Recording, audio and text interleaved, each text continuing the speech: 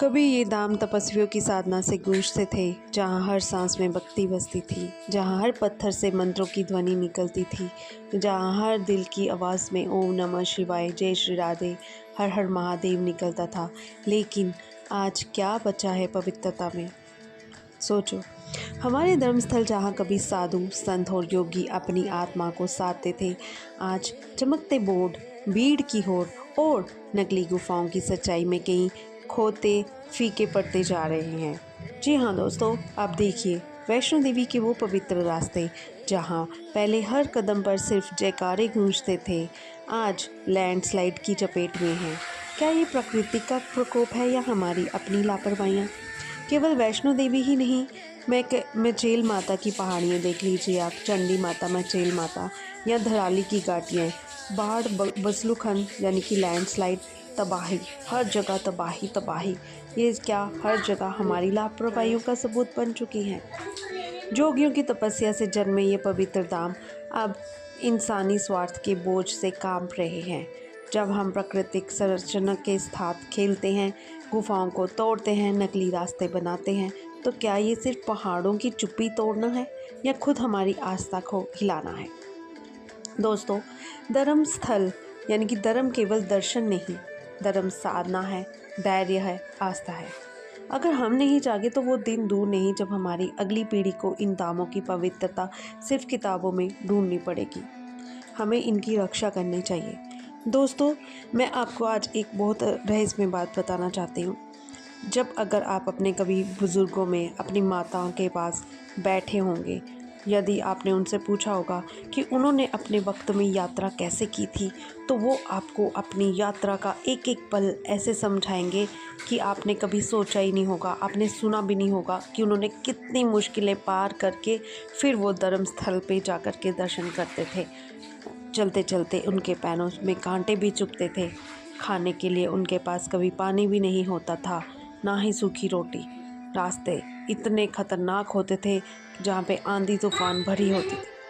मगर दोस्तों, अगर आज उस समय और आज की बात करी जाए तो पहले ऐसे कभी इतने बड़े बड़े लैंडस्लाइड्स या ऐसी जो हम देखते हैं पीड़ित हालात बनते जा रहे हैं दिन प्रतिदिन, ऐसा देखने को नहीं मिलता था।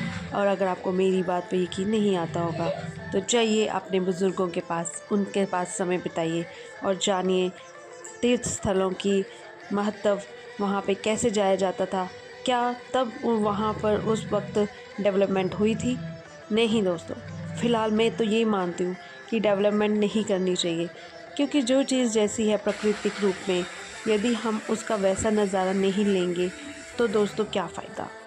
नकलीपन से बना बना के मंदिर, नकली कहीं गुफाएं, कहीं रास्ते, कहीं इलेक्ट्रिसिटी का, कहीं आप देखिए बहुत सारे मेंटेनेंस के प्रोजेक्ट्स बना दिए जाते हैं और जो तीर्थ स्थलों की असली जो पहचान है वो गुम होती जा रही है। आप सोचिए, पहले वैष्णो देवी की मैं बात करती हूँ, वो रास्ता कितना कठिन होता था, पैदल चल चल के पसीने निकलते थे। रास्ते में हम देखते थे पत्थर क्रॉस कर रहे हैं। पहला स्थान आता था बाणगंगा का, जहाँ पर हम स्नान करके आगे की ओर प्रस्थान करते थे।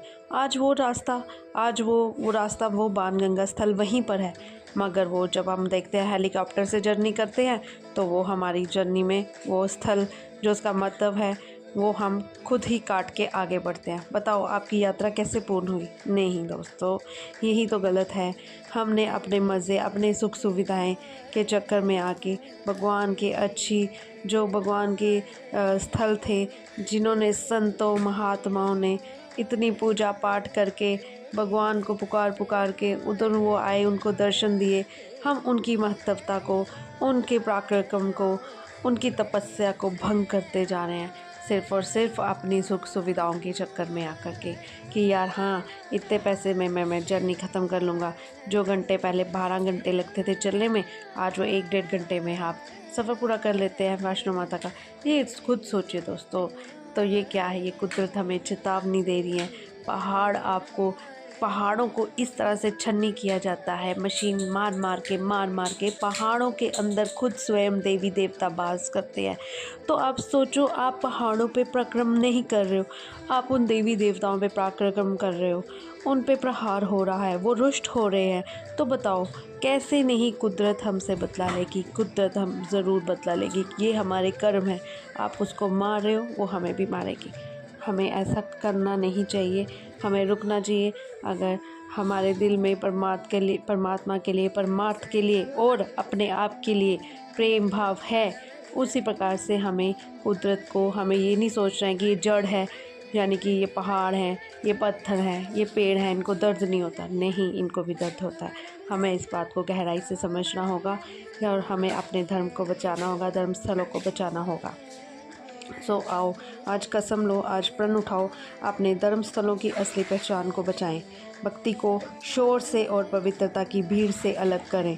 अगर तुम भी मानते हो कि आस्था की असली ताकत सादगी और पवित्रता में है, तो कमेंट करो, मैं अपनी विरासत बचाऊंगा। जी हाँ दोस्तों, यदि आपको मेरी ये बात अच्छी लगी हो तो इसको अपने मित्रों, दोस्तों, संगियों के साथ ज़रूर शेयर करें और अपने तीर्थ स्थलों को बचाने में आज से ही जुट जाएं। फिर मिलूंगी नई सोच, नई कहानी के साथ। तब तक के लिए धन्यवाद।